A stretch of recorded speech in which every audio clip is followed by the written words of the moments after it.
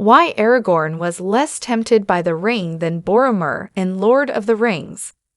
Aragorn was less tempted by the One Ring than Boromir was in the Lord of the Rings, and there are a few reasons why. Aragorn was the primary hero of Peter Jackson's The Lord of the Rings trilogy, exemplifying the knight in shining armor archetype, despite Frodo being the main character. Heroes must be brave, rather than fearless.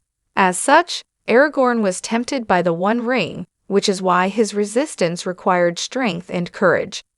But he was uniquely able to resist, along with a few other standout characters. The hobbits were remarkably resistant to the temptations of Lord of the Rings' One Ring, which was a comment on their species as a whole. Gandalf wasn't fond of these homely types for nothing. They were happy with their lot and not seeking world domination in any way. Humans, on the other hand, were easily swayed in Lodor. Faramir was a hero among heroes, enticed by the ring like Aragorn, but wise enough to discern its corruption. However, Aragorn and Boromir were the only two men traveling alongside the ring.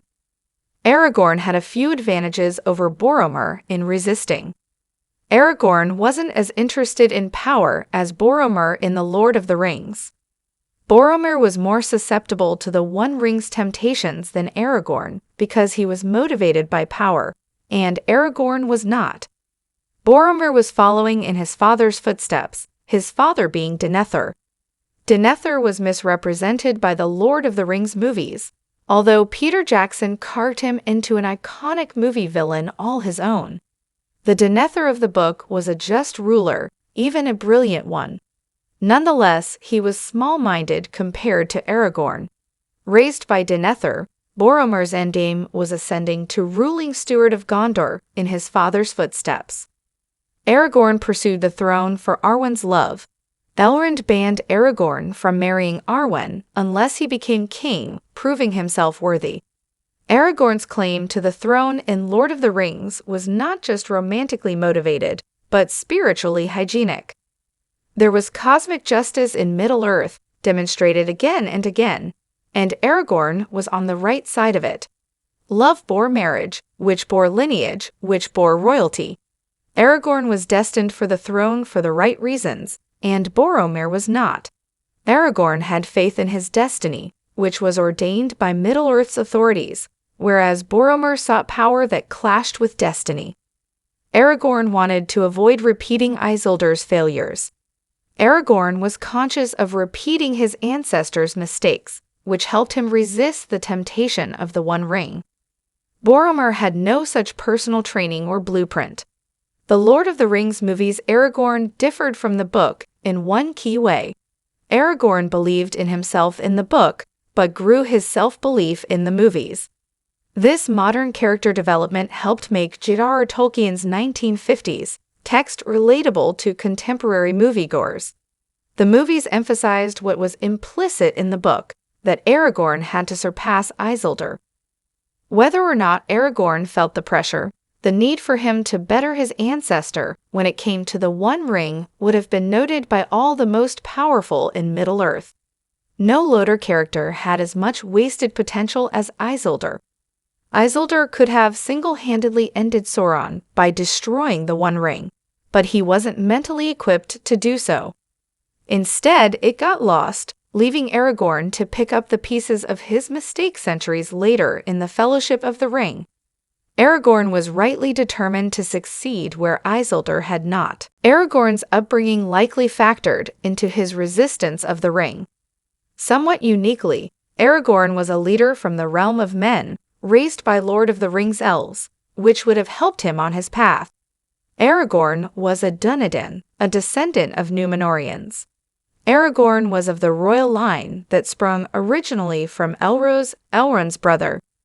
Elros was part elven, but was offered the choice between an elvish or human biology, and he chose the human. Aragorn had elvish blood. As the chieftain of the Dunedain, he was given to Elrond to be raised, as per Dunedain tradition. Elves were not as easily corrupted as men in Lodor. In this sense, Aragorn had an advantage over Boromir from the start, when it came to internal defenses against the corrupting influence of the One Ring. Not only did Aragorn have Elvish blood, but he had an Elvish upbringing. He was educated in Elvish lore and practices from an early age, aware of the mistakes of men like Isildur and Ernar. If the folly of these men teaches anything, it is the danger of prideful, egotistical ruling. Elrond ruled Rivendell with a fair hand and one of the elven rings of power. He would have taught Aragorn the dangers of dark magic. Aragorn accepted Frodo as ring-bearer, while Boromir questioned it. Boromir displayed his vulnerability to the One Ring from the start, when he questioned Frodo's status as ring-bearer. At the Council of Elrond, it was clear that Boromir wanted the One Ring. He did not disguise his desire, championing the One Ring's usage over its destruction. Lacking Aragorn's education, this was a fair conclusion to arrive at logically, but logic was only a small part of a human's response to the ring. The bigger part was a selfish desire for greatness and authority, which the One Ring exploited if it saw in a person. Faramir proved that one didn't have to be 87 to rule from a place of love, which exists in service to others. This trait was immature in Middle-earth, while wise leadership served others. Boromir cannot be blamed for his relative lack of maturity in comparison to Aragorn, who was about twice his age during the events of the Fellowship of the Ring movie. But his brother, Faramir, proved that one didn't have to be 87 to rule from a place of love, which exists in service to others.